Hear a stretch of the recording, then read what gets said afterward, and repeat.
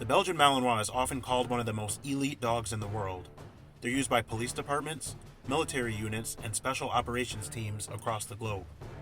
But what you usually see online is just the highlight reel: the jumps, the bite work, the obedience, and all the intensity. What you don't see is the daily work, the structure, the responsibility, and the reality behind owning a dog like this. So today, I want to slow things down and really explain the Belgian Malinois, where they come from, how they think, what they need, and who should honestly never own one. The Belgian Malinois originated in Belgium in the late 1800s. They're one of 4 Belgian Shepherd varieties, and they were bred for one primary purpose, and that's to work. These dogs were designed to herd livestock, guard property, and stay locked in with their handler for long hours at a time. They weren't bred to be independent thinkers that wander off and do their own thing. They were bred to watch, respond, and react immediately. That history matters because it explains everything about how this breed behaves today. You're not dealing with a modern pet breed, you're dealing with generations of intentional working genetics. Physically, the Belgian Malinois is built very differently than most dogs people are familiar with. They're lean, not bulky.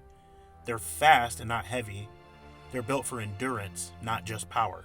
A Malinois can jump higher than you expect, run a whole lot longer than you think, and recover faster than most breeds. They have an unusually high pain tolerance, which is one reason they're trusted in dangerous environments.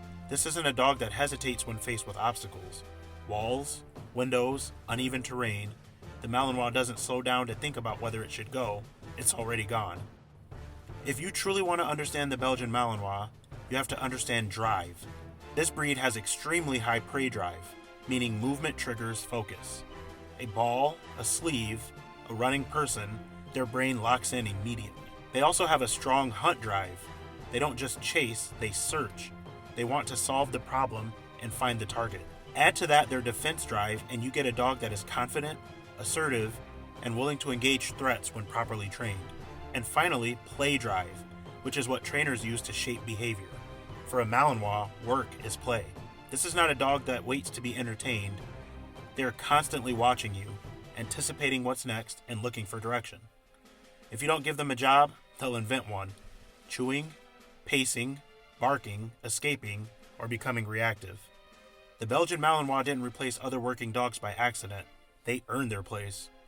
Compared to German Shepherds, Malinois are generally faster, lighter, and more heat tolerant. They recover quicker after intense activity and can work longer in high-stress environments. Their size also makes them easier to transport, whether that's in vehicles, aircraft, or tight urban spaces. Because they're so handler-focused, they excel in roles like patrol work, suspect apprehension, tracking, explosive detection, narcotics detection, and search and rescue. These dogs are expected to perform under pressure, around noise, chaos, crowds, and danger, and they do just that. They don't panic, they don't hesitate, they look to their handler and go to work. The question that everyone always asks is, can a Belgian Malinois be a family dog? The honest answer is yes, but in the right household. A Malinois needs structure, consistency, and clear rules. They thrive when expectations are clear. With kids, supervision is critical. This isn't about aggression, it's about intensity. Malinois play hard, move fast, and don't always realize their strength. In the right environment, they can be loyal, affectionate, and deeply bonded to their families. But in the wrong environment, they become overwhelmed, anxious, and can get very destructive. This breed does best when the humans lead confidently and consistently. A Belgian Malinois does not just need exercise, they also need purpose. Daily physical work could include things like structured runs, agility training, bite work, tracking, or advanced obedience. But mental stimulation is just as important. Training sessions, scent work, problem-solving exercises, all of these kind of things matter. You don't wear a Malinois out by exhausting them, you satisfy them by engaging their brain. This is a dog that wants direction, challenges, and feedback from you. Without that, frustration builds, and frustration turns into behavior problems. In my opinion, you should not own a Belgian Malinois if you want an easy dog. If you don't enjoy training, if you're gone most of the day, or if this would be your first dog, this breed is not for you. And that's not an insult, it's about matching the dog to the lifestyle. Most Malinois that end up in shelters aren't bad dogs, they're just misunderstood dogs. Owning a Belgian Malinois comes with responsibility, not just to the dog, but to the breed. That means choosing reputable breeders, understanding genetic drives, and committing to lifelong care.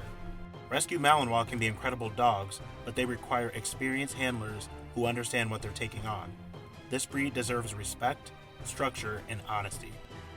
The Belgian Malinois is one of the most remarkable working dogs on this planet.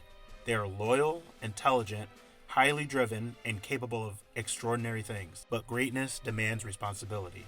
If you meet this dog where it is, and give it what it was bred for, it will give you everything it has. If this video helped you understand the Belgian Malinois better, hit like, subscribe, and leave your questions below, and I'll see you in the next one.